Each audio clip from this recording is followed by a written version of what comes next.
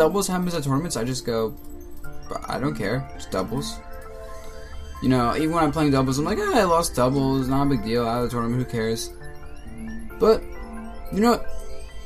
For that reason, I should learn about doubles a bit more and how to actually play it, because I'm not that great in doubles. I know that for a fact. Always hated it since Brawl.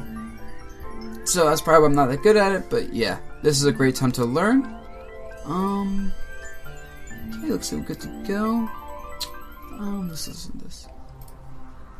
And yeah, so we're gonna start off with actually the grand final as a pound.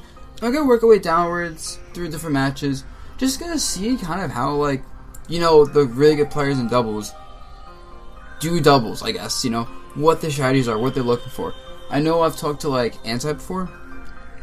One thing that stuck out to me was he said that, like, a lot of times in doubles, it's like you want to really focusing in 2v1s, like sandwiching your opponent, basically making the opposing's, like, opponent teammate not able to help them, and just kind of being that way. You don't want to play 2 1v1s, you don't want to, like, actually play doubles.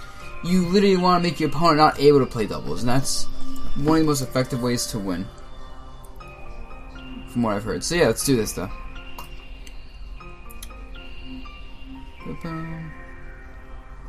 Start off match. Of course, everything's pretty chaotic. You noticing, one thing you notice is that Kool-Aid just runs around and charges his item. He lets Nairo do all the fighting. You look at the percentages. Boom, Nairo's already the highest percentage. He's about to get a lot of damage from these combos, and, like, now he goes in since he has a fruit. And the fruit's interesting because now, like, Nairo's still taking all this damage. He's definitely, like, you know, red team is losing. They don't have stage control with Nairo off stage. You could argue Kool-Aid with Pac-Man has a good, like, position on stage here, but it's not that great. You know, Nairo can't do anything, and these two easily just go in and 2v1 Kool-Aid right now. But Kool-Aid always has the threat at the moment of his key, of a full screen projectile, and that's really good to have. And see, now it's kind of the opposite, though. Since, so right here, like, before Kool-Aid was kind of on stage by himself. But now, because Kool-Aid was here, now he's covering off stage, they got a couple hits, they converted that, and now they have both Void and a Cat sandwiched, right up here. Like, they can be combo, take a lot of damage. I won't be surprised to see either of them lose a stock before, like, this is done. Okay, they don't happen. So, like, it's like, doubles turns like that very quickly, and you have to be very cautious because of that. Like, if both players go off stage, then, you know, bad things are gonna happen. Once again, you see, like, Nairo's left alone, while Kool-Aid's just doing his thing, and Kool-Aid's barely taking damage. He's pretty healthy, but Nairo's dead. First stock is gone. And losing a stock is always, like, bad. Like, in doubles, you know, you can have, like, 2 players, like, high percentage, and then the other team is, like, 1 person less stock, the other person is low percent, and that team, who has 1 person with 1 less stock, is losing by default. Just because getting a kill a lot of times is very difficult. Well, racking up damage is very easy. Bringing someone from 0 to 80 in doubles is, like, just a couple combos, a couple good conversions, not a big deal.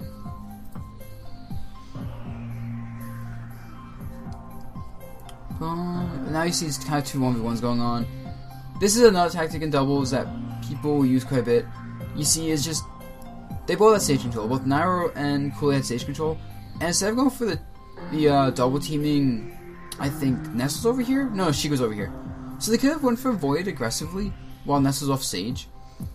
And the thing is, though, since Void is at the edge of the stage, if Kool-Aid went for, like, the super aggro play on Void over here, where Nairo's in front of him, like, at, I guess, middle of the stage, by the time he gets to a position to, like, kind of sandwich, you know, Void could potentially hit Nairo, could have done a lot of things, and Nest gets back. So there wasn't much reason to go into 2v1 because of how long it would take to activate the 2v1.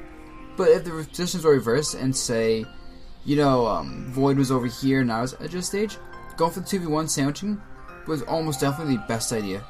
Just because a lot of times when someone's off stage, committing to, like, that off stage pressure just lets the opponent's teammate, like, kind of do his thing, and it's just sort of like I guess just balancing how much you value potentially getting a kill or more damage when someone's recovering, as opposed to basically getting guaranteed damage from someone who's trying to fight 2v1.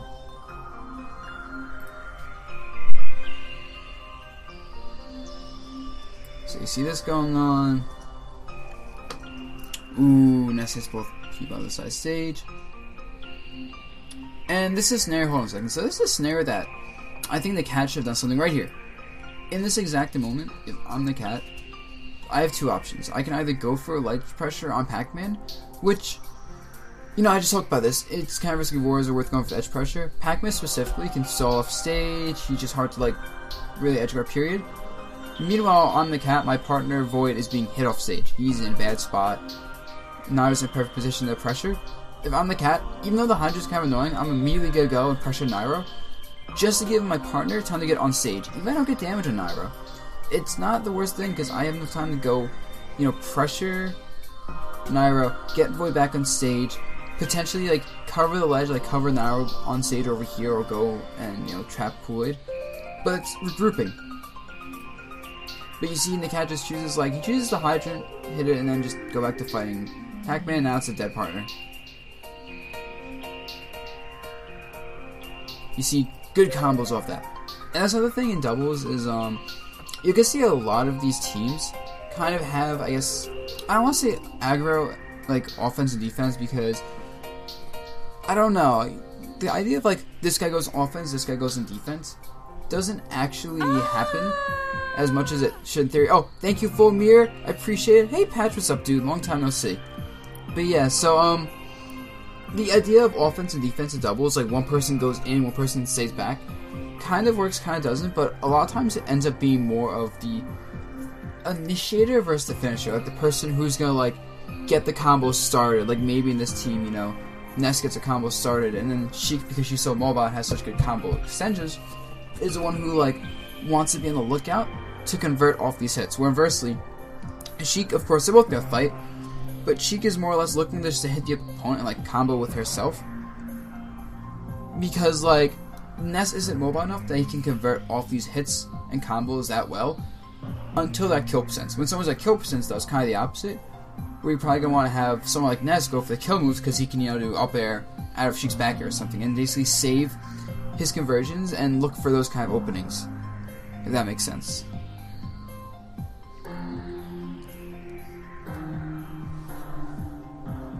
Boom, it's death. That's because you saw Kool-Aid was across the stage. Couldn't even help his partner.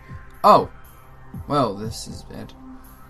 Also in doubles, with basically no exception, if you lose if your partner loses stocks, unless you're, like, a significantly better player than your partner to a point where it's, like, not even, they can't even remotely match your, like, strength in doubles, it's always a good idea to let your partner take a stock, period. You know, you can be mad at your partner for messing up a match or whatever.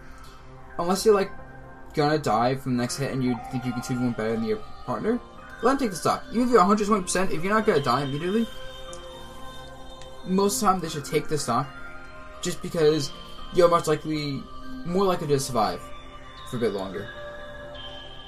And there are very few exceptions. One of the few exceptions would actually be something like, you know, maybe Ness and doubles wouldn't want to take a second stock or last stock because, like, let's say, you know, Void is, like, about to die. He has 2 stocks. Ness lost all stocks, he takes it.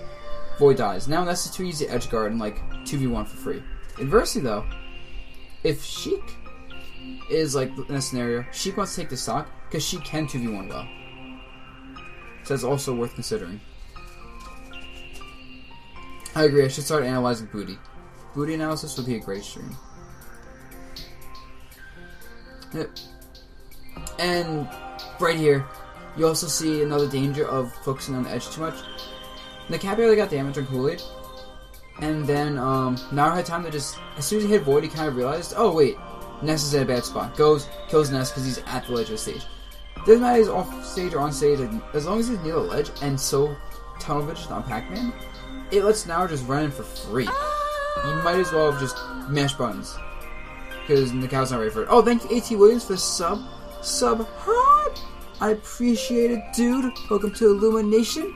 If you want to be part of the Discord group, you know what to do. Just type !Discord in the chat, and it'll bring up all the stuff you need to know. And yeah, this is it. That's game. And Void's smart. Void's going off stage to help his partner. Like, in a situation where your partner's about to die, a lot of times you want to just go off stage and help them, unless, like, you know, your partner's about to die and you're fresh. Maybe not. Or, like, guess it depends, because sometimes you go off stage, help your partner, and you both just take damage or die, or like you never get stage control again, and it doesn't matter. I know, for example, against like teams with Rosa, if both opponents are off stage on like the same like side, they never get on stage. I've had doubles games where easily like we're losing the match, and somehow we get both opponents off stage with my partner, and we just wall them out the ledge. They can't do anything, and it's amazing. It's absolutely amazing. So that is like an idea, possibility, whatever you want to call it. That is something.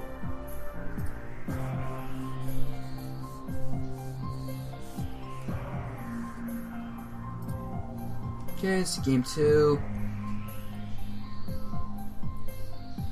A lot of times in doubles, you'll just see teams default to like Smash Fill. Like, I think every single set I played at Pound, we just all agreed Smash Fill. Like, without thought about, oh, Smash Fill, Smash Fill. And that's because, with all the different characters you have, people like different stages, and like a lot of times, one person, one team, like both players have a character that likes a certain stage a lot. Or like doesn't like a stage. And because of that, a lot of times it's either both teams kind of benefit the same way from different stages, or one team like benefits heavily from a stage, and so the other team will kind of know just based on theory, like, oh, let's not go to that stage. And just a lot of times Smash ends up being the easy pick. That's gonna happen regardless.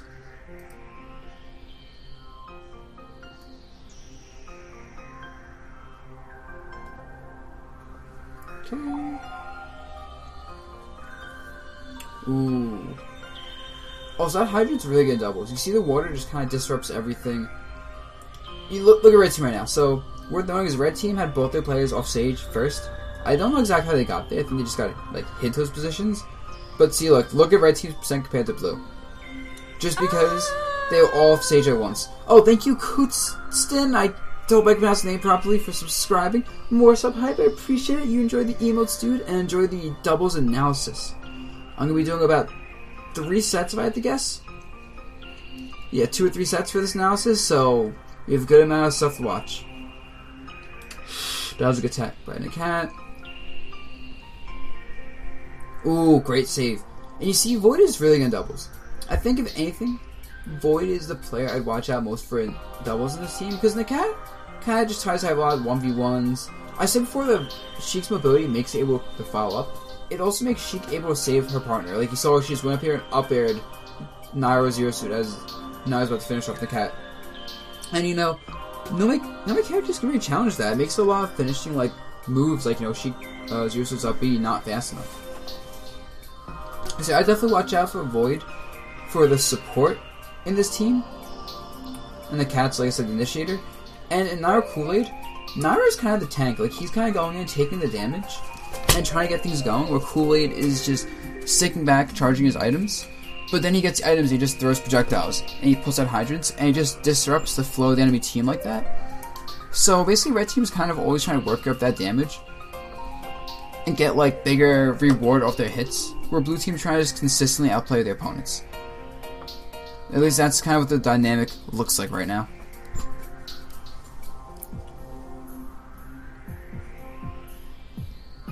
Ooh, oh! Void missed that follow-up, although I don't think Downer would have got much for him anyway. Oh, this should be a kill. Oh, he misses it. Oh well. Positioning.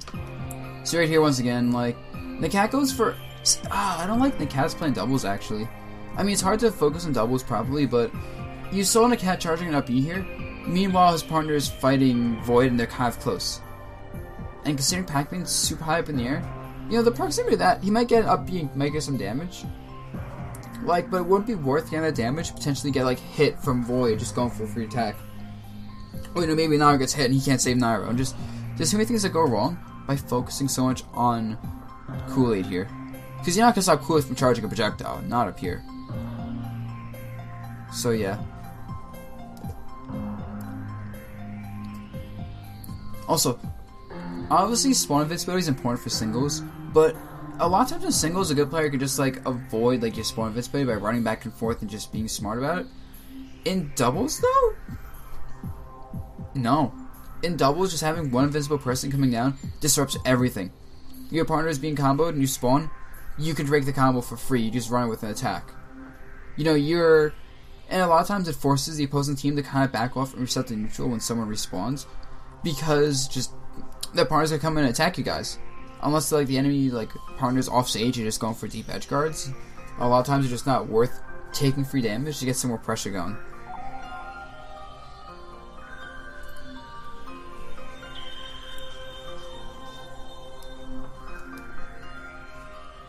Ooh, nice conversion. I said this before, you know, Sheik sets up the kills where Ness is going for like low percent combo setups. Here we go. And like, see the invincibility there. Both blue team is on the ledge, and now they're in a really awkward spot just because Nairo came in and disrupted everything. And you know, neither partner can do anything. Right now, they're both kind of playing 2v1s, the 2 1v1s, yeah.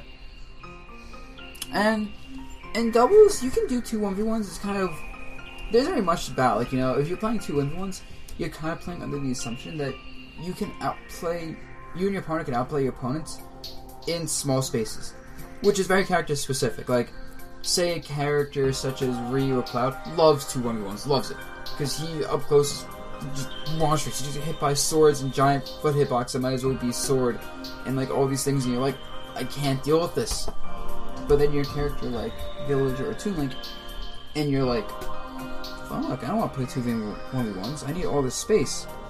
And that's kind of what determines, like, you know, what your strategy is going to be, is how much can you play 1v1 as opposed to how much you need to make the teamwork happen.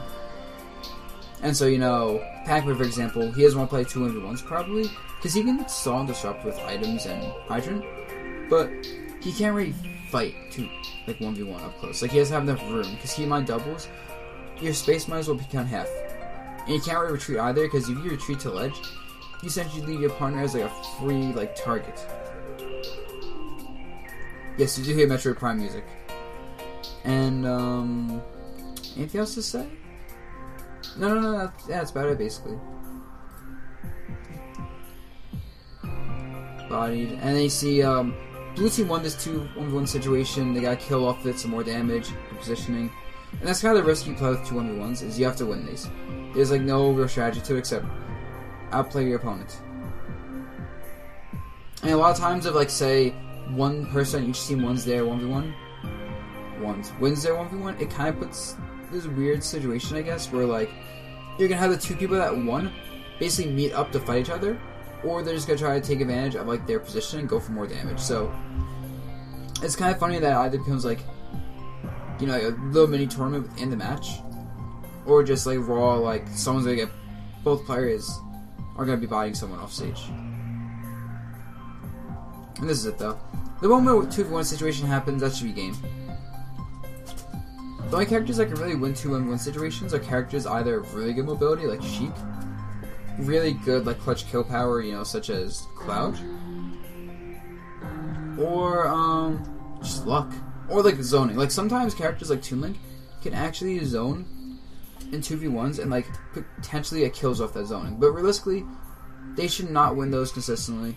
You know, once it's 2v1, that's it. That should be game, set, match.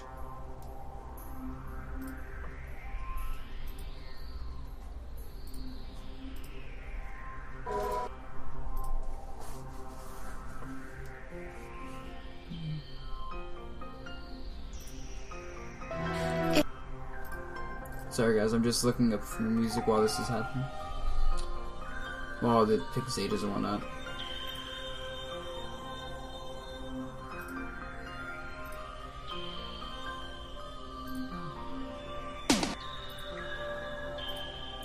Okay, so, FD. So, this is Nairo and Kool-Aid's kind of big. This makes sense, yeah. There's a lot more room for Zeros to use some mobility and for Pac-Man to charge up fruits. So, yeah. As simple as that, you know, pick this stage, you want room. This stage, FD pretty much just lets people wall. Ironically, because in singles, FD is not always the best pick, because, like, even for walling characters, because sometimes landing is too difficult. But like in doubles, landings can be difficult no matter what stage you're on. So you might as well just go to like a stage that lets you, I guess, have as much room as you want. You know, your characters that want that close, you want small stages for your team, even if you get juggled hard. Because you're going to get juggled hard in these large stages, too.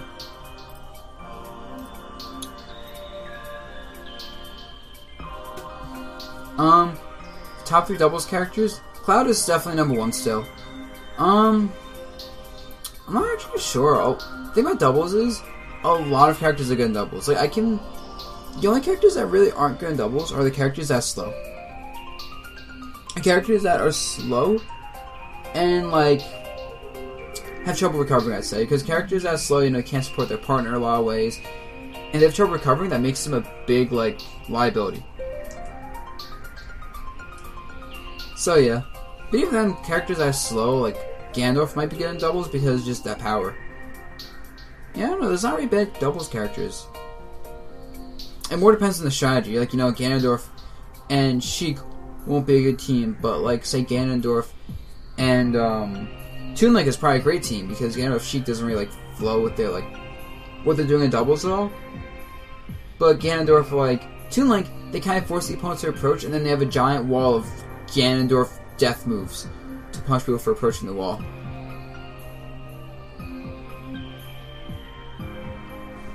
But yeah, so back to watching the actual match. Nice back throw. One of the most awkward positions in doubles is actually the start, when like both teams are just kind of across from each other, and you can really see a lot about the team based on who takes front lead. Like a lot of times, you know, if say the lead person is behind their partner, a lot of times the person in front would just roll back and their partner would do something. I know, like, a lot of times in teams, if I'm in front, I'll just, like, side B at the start to kind of establish that wall, hit the opponent from going aggressive. If I'm behind my partner, though, I'll, like, run up and, like, jab or something, or down tilt, just because I want to be the one in front normally in doubles, as Rosa. And inversely, like, say someone like Villager or Toon Link, they want to be in back normally. But it depends. Yeah, someone tried to sneak in Rickroll. But they didn't do it. Ooh, nice. Such a good conversion.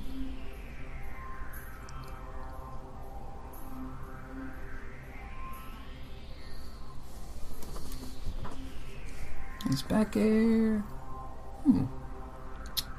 Ooh, Kool-Aid hit his partner. That's one thing you don't see a lot in high-level dubs is, you know, partners hitting each other. And now Kool-Aid hits Nairo again. Maybe this is why Kool-Aid keeps his distance and, like, doesn't fight. Because he seems to just kind of hit his partner a lot.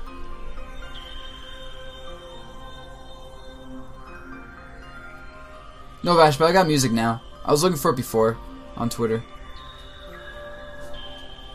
I want to switch the song up a little bit.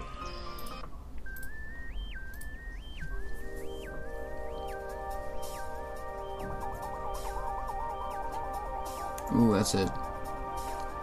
You can notice this is a very fast game. It's only 2.5 minutes and the game is basically over. And that's just because even though like the stage is long, no platforms. You know, people can't retreat. You get put in a bad spot, you stay in that bad spot.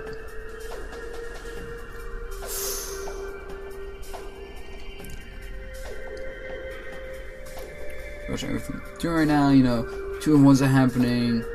One thing that's worth noting is that you kind of have this weird, like, this is a weird situation where both the red and blue team are in good spots.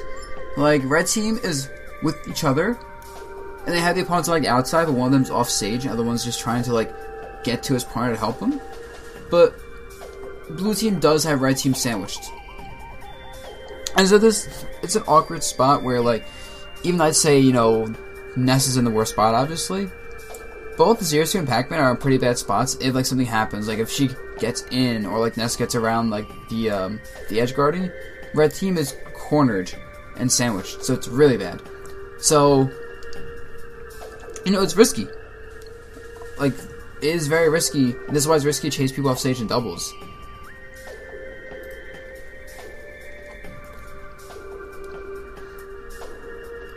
And so, like, here, now, you know, blue team has red team cornered. Red team's gonna have a lot of trouble just throwing out moves that hang each other. Like, you know, Pac-Man throws a lot of attacks, hits Zero Suit.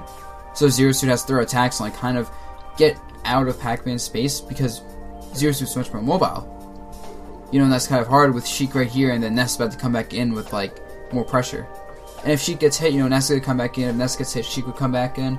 And it's kind of like, tag team.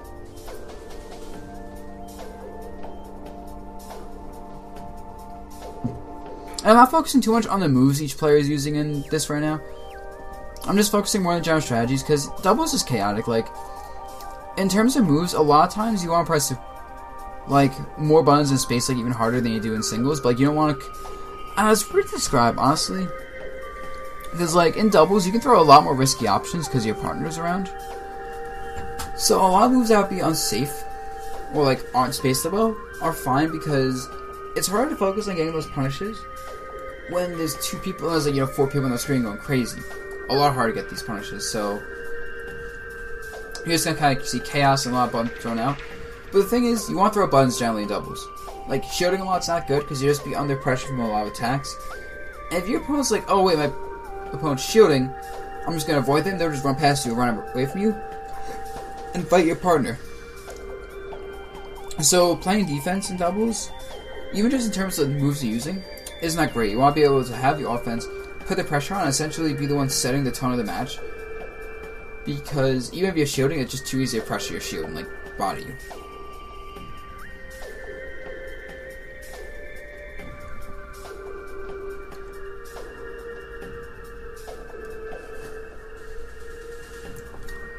So yeah, actually, the Zero Suit.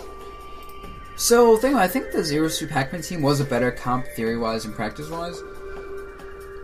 Just because Zero Suit's so mobile that it lets Pac-Man charge herself, and Zero Suit doesn't mind the hydrants and projectiles being thrown around because she's so mobile she can avoid it. The only problem with Zero Suit Pac-Man is their team conversions aren't that great. You don't see Nairo getting many combos into his up B, where he's with Diddy Kong, Nairo gets a lot of combos in the early kills. But then Sheik, Ness, I'm not sure what they have going together. Besides Sheik's mobile, she's good at doubles by herself. I guess they mainly have with Sheik Ness before damage output and kill power. They both do a lot of damage. They both can kind of combo each other well, combo to kill as well, anything. And they both play pretty good support with each other. But they don't really control the stage as well, which is why I see them lose stage control so consistently compared to Red Team. So even though they're getting much reward off these hits and whatnot, Red Team is able to escape these bad positions and put Blue Team in worse positions more consistently. So yeah, theory, but it seems to be working out. Now they're going Double Fox. Double Fox is interesting actually, because obviously they have the same set of tools in doubles, but it's kind of like Ness, Sheik to the next level. Even more combo ability, damage output, kill power, but they even have a worse time when they lose stage control and have a harder time controlling the stage and kind of walling people out and doing that thing. But they can support each other a lot better, so it's a very awkward team for that reason.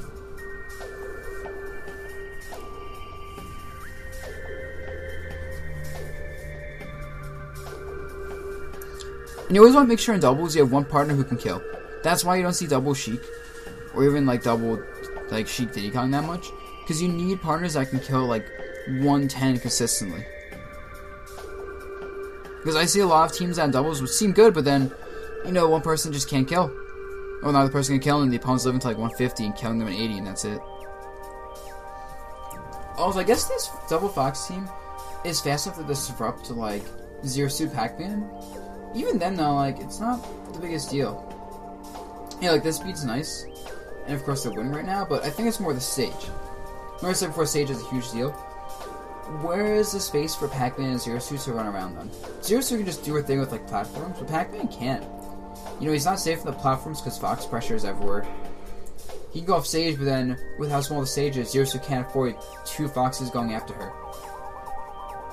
And Fox already loves Battlefield in singles, so giving him Battlefield in doubles just doesn't change that at all. It just makes it even better. See, I think the stage is really important. The thing is though, I wouldn't have banned Battlefield over Sheik Ness just because Ness doesn't take advantage of the stage well. But since, I'm sure Void and the Cat picked Battlefield and oh, by the way, we're switching characters, Kool-Aid, now we're not ready for it.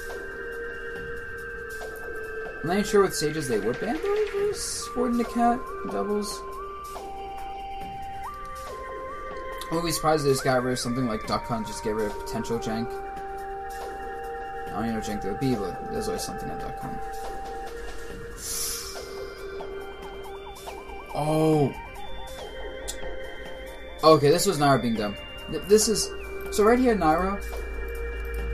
This is... He's trying to, like, convert off his partner's, like, thing. But he ends up getting his partner killed. He should just cover the ledge. Because we could... Nairo could do here as well. Cool's off stage doing his thing. Nairo covers the ledge. Prevents the other fox from recovering. And prevents the fox from low getting on stage if he gets past the edge guards. While not hitting his partner. So, yeah.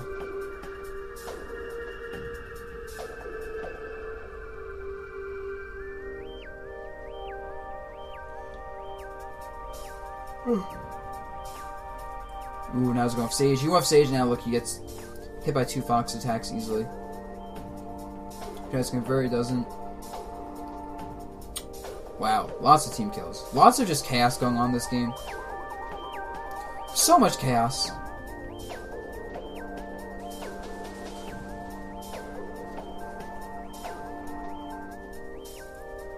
Key, that's why Key's so good, because you just throw down doubles. If you're good with aiming it, you know, the opponents have to respect it super hard. It's just always a threat, even just like at low percents for annoying people.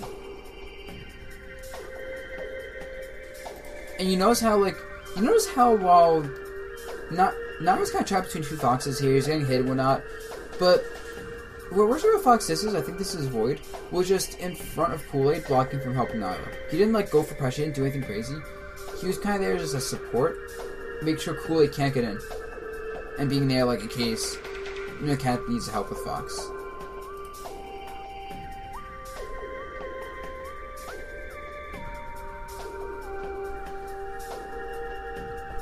Up to back air. Yep, support the Fox, kills Pac-Man easily. Yeah, that's one of the most difficult things about doubles, in my opinion, is just getting good at basically avoiding, like, the, like, avoiding getting hit for hitting the opponent's teammate. Gotta be very careful with that. Oh, wow. This is over. Absolutely over. Now I went off stage so much this game. He made a lot of bad decisions. I think Kool-Aid played fine. I think the stage hurt him, though. So he wasn't really, like, that effective in just doing what he wants to do. So this was a very good counter pick by Green Team.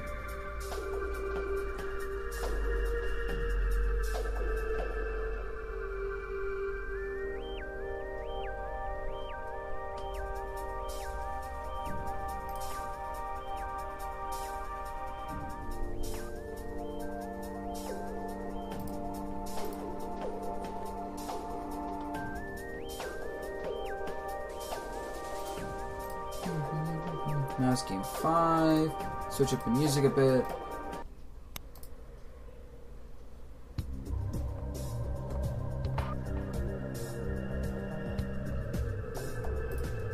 Oh, this song is good. Holy shit. This song, though.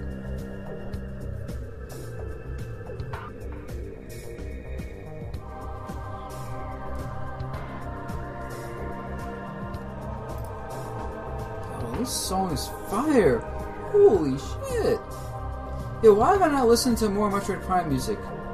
I'm bookmarking this. This is perfect.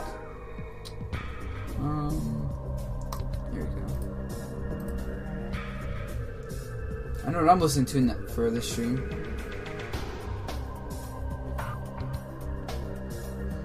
Electro Switch. I want to play Metroid Prime now after listening to this. That'd actually be a fun thing to do. I haven't played Prime 1 or 2 since I was like 9 or 10. So I should definitely try those games again. But anyway, back into this double set. So, you know, Smash Village is normal stage. The platform's nice. I just realized something. Kool-Aid switches the dock. Now this dock switch is smart because Kool-Aid couldn't do much versus the speed of Fox. Pac-Man is too slow. But since Doc is naturally like a CQC fighter, he's able to fight Fox where Fox brings him up close. So this is a really smart choice, actually. I really agree with this choice. And I think the stage is also nice because it lets people reset to the platform over here, but Fox is too fast for to use the platform a lot of times as a reset. But Zero Suit and Doc and Mario can both use that to reset it pretty well. And the stage is long, but not so long that like the Foxes have a lot of movement room. It's just long enough to give red team basically enough room to move around without getting green team like an advantage off the distance they can run.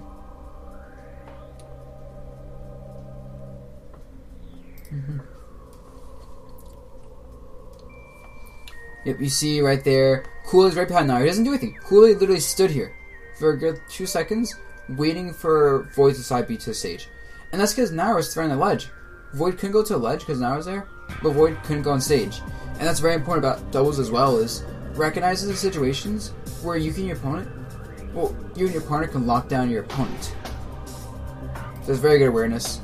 He didn't do anything like that before, so he saved it specifically for the kill. You know, give Kool-Aid disrupts. Also, it's worth noting that in doubles, generally, it's if you can hit both your opponents, it's fine to hit your partner. So, like, using that down B to hit both Foxes was worth hitting Nairo for, because that's essentially 2-to-1 damage ratio.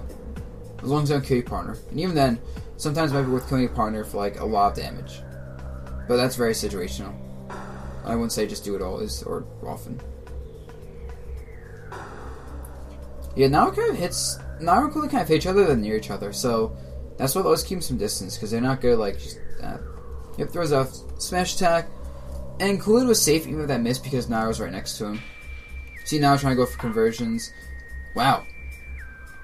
And you see now how, with Doc, Kool-Aid's kind of just taking advantage, like, converting positions for Nairo to punish off of. It's actually a really different dynamic, because I feel like now they're both kind of sharing the spotlight up close. But Doc is more of like a CQC fighter where Zero Suit zones a bit more. So you see him getting a little bit more damage in terms of like starting combos or whatnot.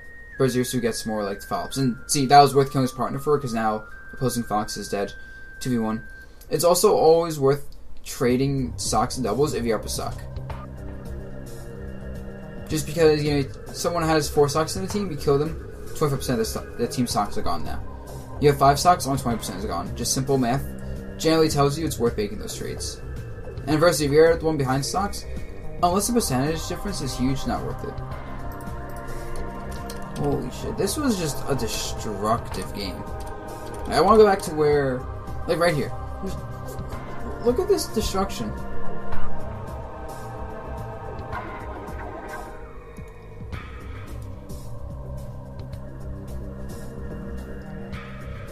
Look at that, they sandwich green team and then just take advantage of him. And you see Kool-Aid goes in, and Kool-Aid's interesting because he's always threatening both players. Like, you saw Kool-Aid run to the right to pressure Nakat, and immediately he ran to the left to pressure Void, ran to the right, scaring Nakat, and runs right back to the left to pressure Void. Like, just his presence of dashing around made both Foxes have to respect him. And that's crucial, because that leaves his partner open to whatever the hell Nairo wants to do.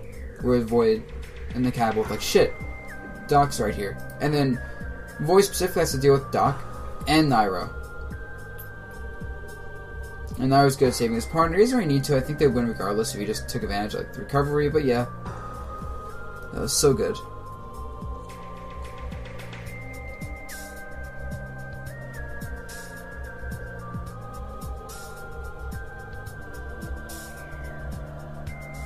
Kool-Aid in singles had to fight in a cat in his pool. That's what happened to him. Round 1 pools, he fights in a cat. He lost. And that's that. It also wasn't fair.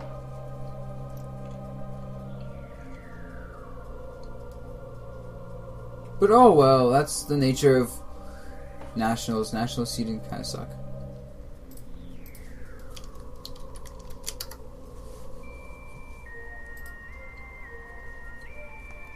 And that is Grand Finals for doubles. So now that I did that, I want to analyze my own set of doubles. This actually took a lot longer than I expected. Taboo. I can analyze my losing sets. I'm actually going to start analyzing my losing sets offline, I think, in the future. And I know that sounds kind of contradictory to what I normally do with these streams. I analyze like all these sets on the stream, but the reason I want to analyze off stream is so I can like take my time like watching. Like I know I did for Nairo, I watched like hours of just sets, but I don't want to be spending like hours, analyzing each and every piece of myself. I want to kind of keep that private. So for most part, my set's gonna be analyzed by myself offline now, so I can take my time, not worry about the stream, and keep that like on the down low. Anyway, I'm gonna watch.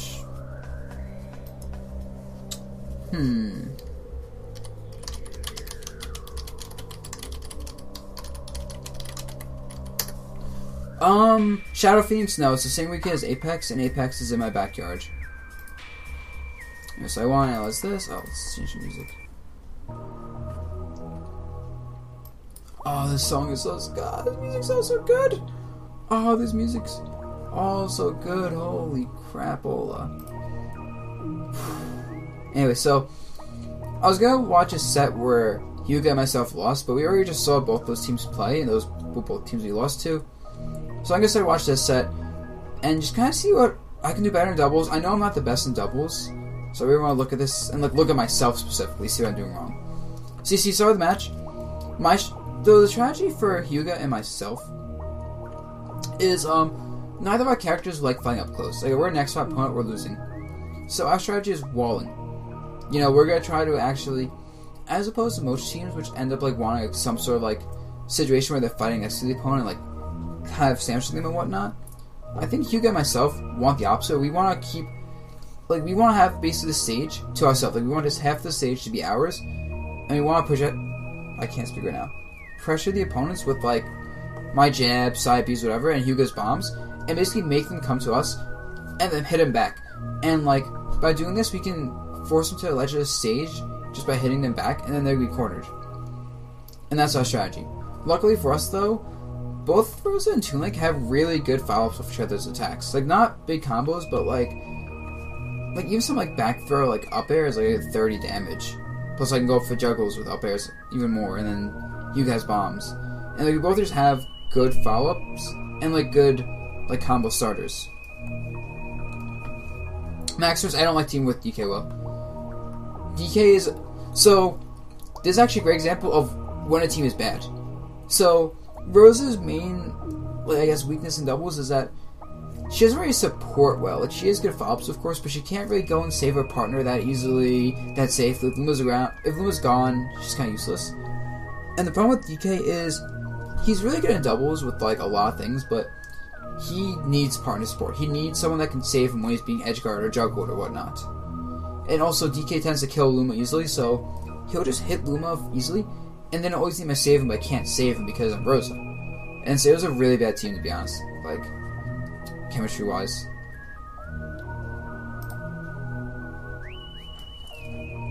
And you see how Hyuga just behind me. Hyuga literally didn't take any steps forward for 8 seconds.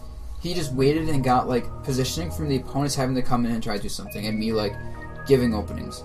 And in this team, I'm pretty much the initiator. I'm gonna be the one that takes a lot of damage, which sets up Hyuga to, like, get good follow-ups and whatnot.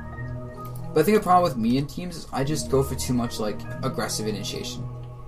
Like, right here. Like, I went for an up air. This is an obvious bait mystery. I go for an up air. Even DKO easily able to punish me. Easily. I just get smacked for going up air. Now I'm in a bad spot. I corner myself because I have to land. I use a double. One thing I do in doubles a lot, which is really bad, is I just tend to double jump early. Because I'm scared of landing because everyone's below me. But I gotta keep my doubles so I can throw out attacks pretty safely and, like, just land with attacks. But you see how, like, I can't support Hyuga that well. I should have backed through there. That was dumb on my part. I immediately should have threw to Hyuga when I got the chance.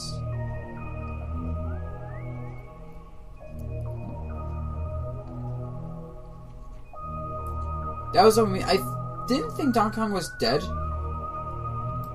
That was stupid on my part again.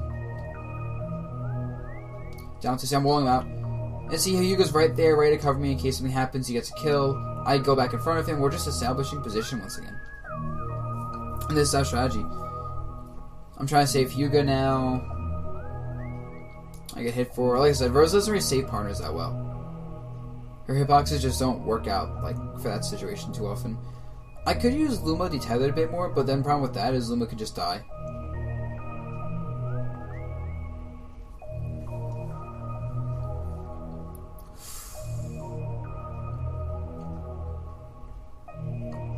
Ooh, I'm getting rolled out, yeah, we're getting walled out right now.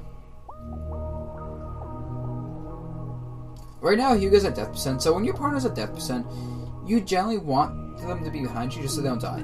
Because like a single stock can last for a super long time if, like, you know, you protect your partner. And you try to keep them alive as long as possible. Like, a low percent, like Rosa taking 40% damage, is not as bad. Like, it's worth that to have Tunic to survive for another 40% as well, when he's at, like, 120.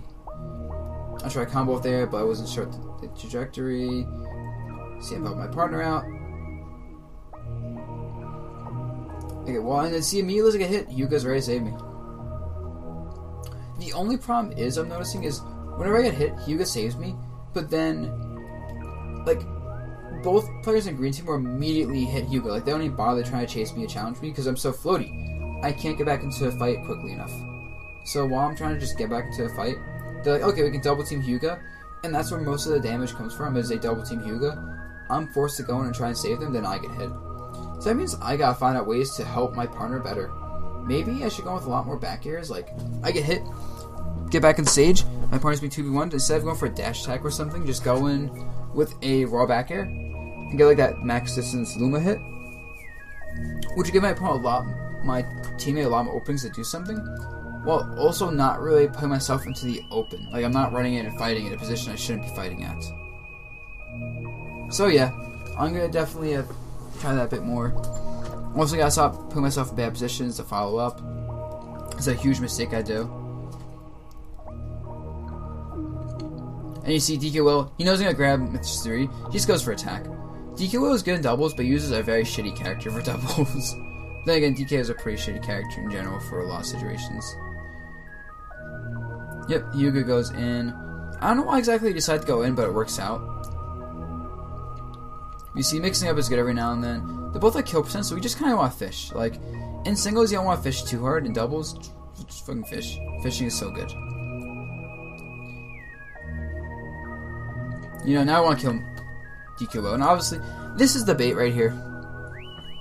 Is DK Will... I'm going to change music again. But DK Will, like, is at kill percent, or close to it. So obviously Mr. E's gonna be one that tanks the damage and tries to keep Will alive, unless Will get like follow-ups and confirms and uses Rage to his advantage. So the trick is now getting rid of Mr. E and either doing one of two things. We can either combo Mr. E, because Will's gonna he's gonna have to go save his partner if he's getting combo, which gives us opening to hit Will if we react to that. Or we just throw Mr. E away, don't combo him, we just go straight for DK Will and try to kill him. And both those are valid strategies, and it's whatever we think is gonna work better. We can even do kind of both, where like one of us goes for Will, and the other one focuses on Mr. E when we separate them, which is the safest strategy, but it forces the double 2v1 situation. I mean, a double 1v1 situation, which I talked about before, is kind of iffy in that there's no tactical benefit to it. It's just, if you can't play your opponents, it works out well. If it doesn't work out well because you can't play your opponents, then rip.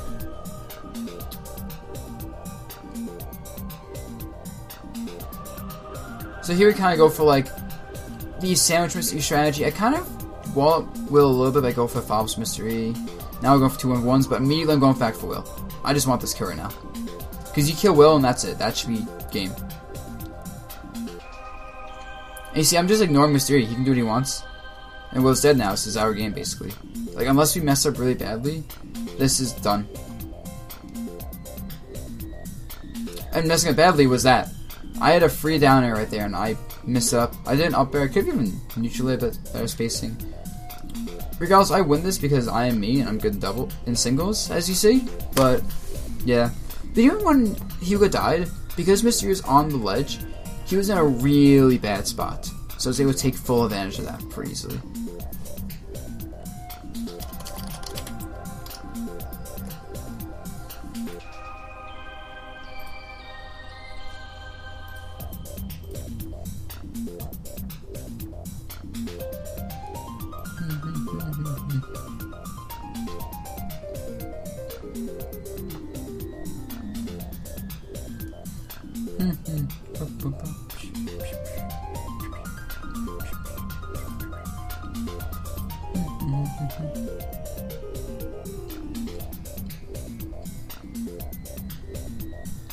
Thought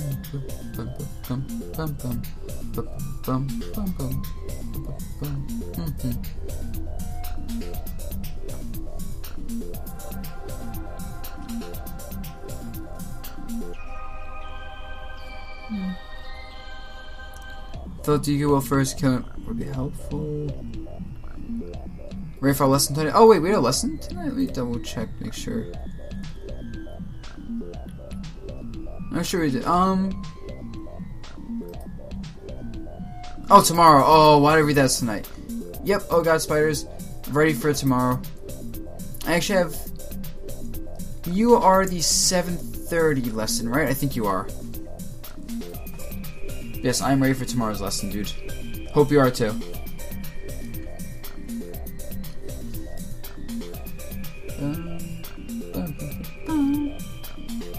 So here we cornered. Bad spot. Like, this is really bad. As you see, oh god, fire alarm. Every time I stream, there's a fire alarm at some point. Like, you see how we're in a bad spot? We're just getting bodied right now. And DQ Mystery is smart. Actually, it's very good to go back to this for a bit before they kind of mess up. Like, right here is where we start getting cornered. And like, you're noticing, like, DQ Will is right here. DQ Will is focused on killing Hyuga. Meanwhile, Mr. E is right here trying to wall me out. And like, that's the strategy, is protect DK Will while I can't get in and help him. Fire alarm, please! This is ruining the flow and the beautiful music. Okay, sounds good, spiders. Yeah, but now I'm being cornered. I still can't do anything.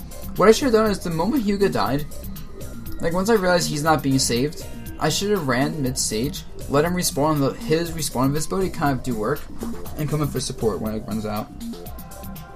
But I definitely shouldn't have tried fighting them or even walling them out 2v1 without Luma when Hyuga died. That was a very bad mistake. But because I am Rosa and I do what I want, do things. I went off stage too deep though, yeah. Now I can't put my. Oh, shoot. Oops.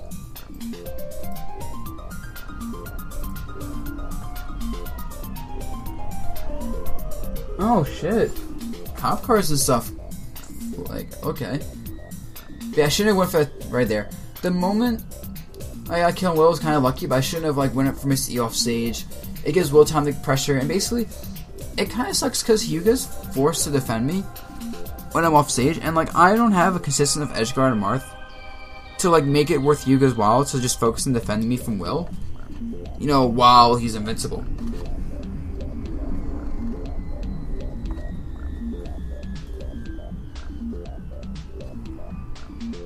Damn, yo. There's mad rescue vehicles passing my street right now. Now that I'm surprised, there's a fire alarm going off. Of course there's a fire somewhere, but still. Mad rescue vehicles. Okay. Back to this. Yep, save Hyuga. I think I'm tunnel visioning a bit too much when I get positions, yeah. I know there's some doubles too where I get like a good position, and I start tunnel visioning the position to try to hit the opponent.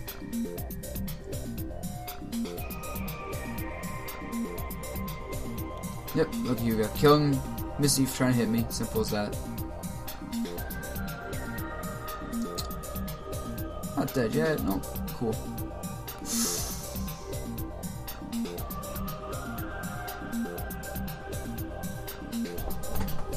Nice.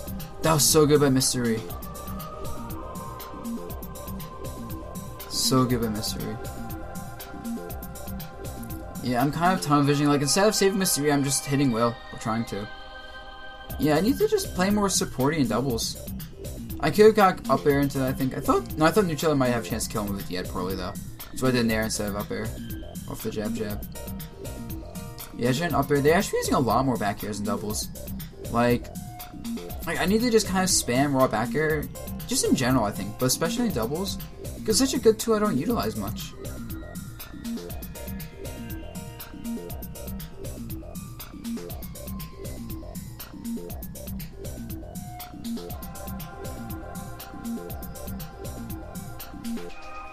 And I'm in a bad spot. Yeah, now me and Hugh got a bad spot because I got hit in the air. Punish that. Now Mr. gets punished me, and it worked out there, but yeah, I should have pushed Mr. E there. I throw, you know, Will into Hyuga, he can do his thing, simple as that. Yeah, I went for Will specifically there just because I wanted to make sure he couldn't pressure the ledge that Hyuga was on. And then kind of forced 2 1v1s, it works out anyway, because, yeah. And this is game. I tried to go for a down air, but I couldn't get to Will fast enough, but it didn't matter. Hyuga's right there. Yeah, when you have 2v1 situations going, you can go for deep edge guards, and it's pretty fucking good. Because, like, they have to avoid 2 people off stage, and if you're not under pressure of their partner hitting you, how many rescue vehicles are gonna drive by? That is, like, the 4th or 5th rescue vehicle right now that's driven by. God damn. God damn.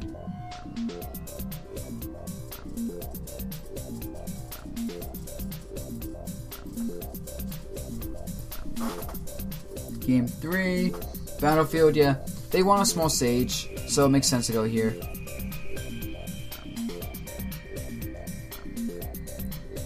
Yeah, I'm going for Will too much. Yeah, now we're both in the air because I went for Will too much. Yeah, I'm tunnel visioning way too much. Holy crap. And one of the reasons, like, if I was to say with, like, a Sheik, I could tunnel vision much harder because Sheik is more, like, good at holding her own, like, one position, like, on the ground, whatever. But Toonlink isn't really going to hold position that well. So I shouldn't, like, try to force Toonlink to try to hold position when he really can't. I can save my partner. Go me. I'm going to save my partner for once.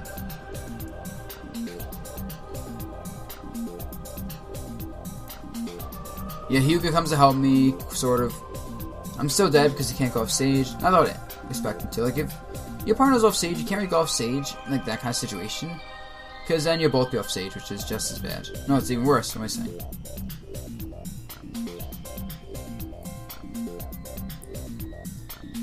I shouldn't have rolled back there. I was afraid of Will, but I shouldn't have been.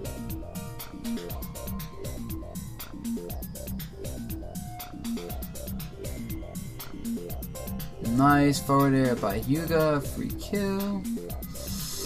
Ooh, Will up B's there. Yeah, up B is such a good tool because it just breaks, like, situations really easily. Ooh. I'm surprised this didn't die from the up smash. I guess it wasn't fresh. I know I didn't have Luma, but I thought it would have killed. And then that just works somehow. Yeah, I shouldn't have went for that. I keep tunnel visioning too hard. This is annoying me, but now I know I do it wrong in doubles. And I can, like, see it visually. So more raw back airs and less tunnel visioning. That's the main thing for doubles, I gotta keep in mind. If I do those 2 things, I think it'd be a lot better in doubles.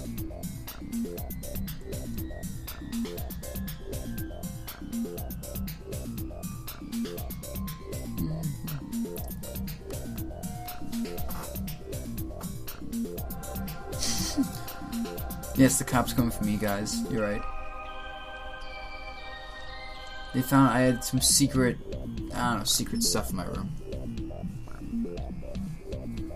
That'd be, oh, that'd be so, like, I can't imagine, like, I'm just doing my thing streaming and then suddenly cops come in. I'm like, holy crap, that'd be one of the scariest, most awkward things ever. And also totally oddshot worthy. Okay, he cornered himself though. Yeah, green team kind of screwed themselves over there. They cornered themselves super hard.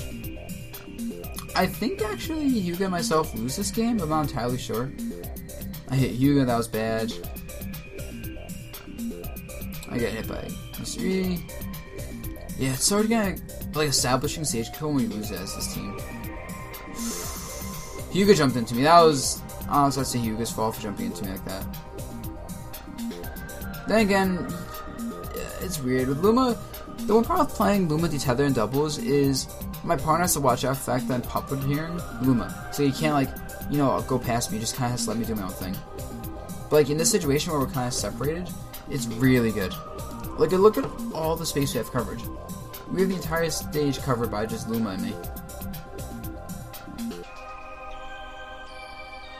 Yeah, I know it's considered a felony, oh god, Spires, because people used to do it because they're dumb. Yeah, do we win this game? Yeah, so now... Okay, that was bad of me. By going for this risky, like, I guess super dash tech middle option, I basically set up Hugo to die for free. So that was a really bad option by me. I should not have done that. Yeah. Okay, I'm just televisioning too much. I gotta be more patient in doubles, ironically. Now, see, Will has to go off me because Mr. E's at death percent from, like, anything. But I know this. I'm just gonna fight Will. I'm not even gonna bother going with Mr. E. If I get chances to hit Mr. E, I go for them, but I'm not, like... I'm not committed to it, basically. Just because I know I can basically win the fights, and then, you know, I go for a risky option. I'm not at death percent, so I can go for these kind of risky tools, and that's it. I just got a 1v1 at Donkey Kong. Which is pretty scary, though. Even if this matchup's easy.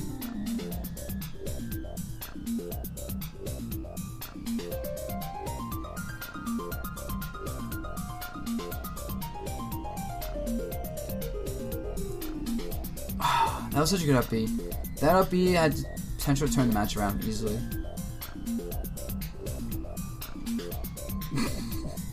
Oh, throws the jabs. What can DK do about this? I just hope I make a mistake. Like here. Oh no, it was a mistake, yeah. The problem is, like, I make one mistake, like, oh, fuck, that downer. That downer was game changing. Like, I'm at death percent from, like, so many DK things now. It's horrifying. I'm scared. I am legitimately kind of scared right now. I'm rolling a lot. I read that. But that was close.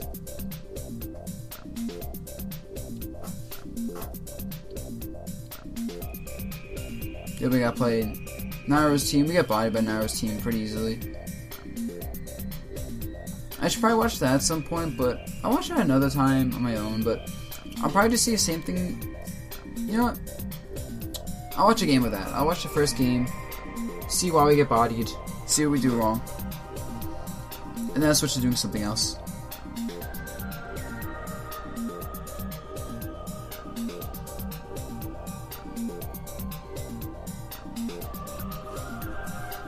Try to save my partner.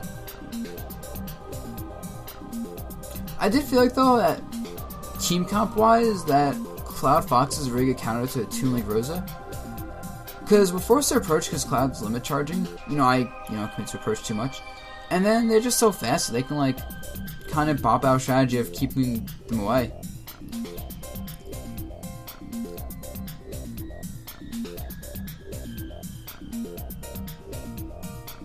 Taboo, I'm gonna be streaming for probably, I don't know. I started streaming, what, an hour ago? I'll probably stream until like 11 or so, maybe 12. I'm gonna do a lot longer streams once, Dark Souls 3 comes out. I'm planning to do, actually, when Dark Souls 3 comes out, is stream the game for like maybe 24 hours. Because I'll probably end up playing it for like a day straight regardless. Yeah, just any different games to stream, I think. Smash is super fun, of course, but mix-ups are always the best.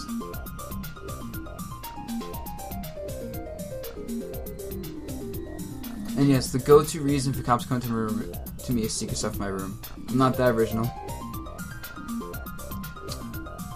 Yep, I went too hard for Cloud. I got killed for that.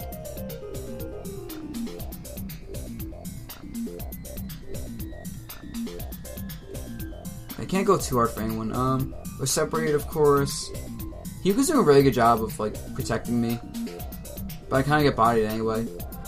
Yeah, it's so easy when, like, they get pressured in doubles. Like, there's sometimes situations where you just taking damage no matter what. Whether shield pokes or trying to get out of the shield or whatnot. It's just damage. Yep, Nairo saves his partner. Nairo's really good at just saving his partner in doubles. I can't believe that forward smash missed. That forward smash missing was so bad.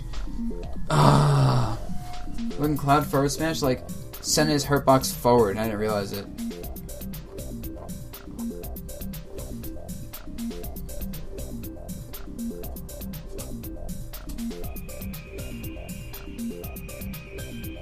Yeah, I'm trying to hit Fox, but, like, not go too deep right there.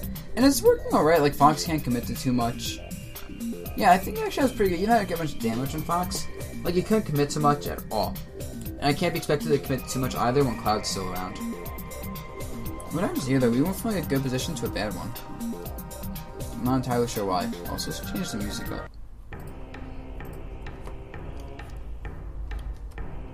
So around here? Yeah, we're doing this. Oh, yeah, it's because Fox gets Hyuga. So just a reset to neutral. I should down smash more in doubles too. Down smash is a really good tool I never utilize. Yeah, now I'm really regretting not killing Cloud because he's at 176 and living. Yeah, and then Hyuga misses the kill. He gets it there, but damn it. Cloud lived for so much longer than he should have. And that kind of screwed us over because we were winning until Cloud survived. I get a tech somehow. Yep, I commit to a back throw. I don't think Rosa has any invincible throws and dubs. I should probably check, but I'm like 90% sure Rosa doesn't have any throws that cause her to be invincible mid-throw. You know, I'll just go train mode after this and check.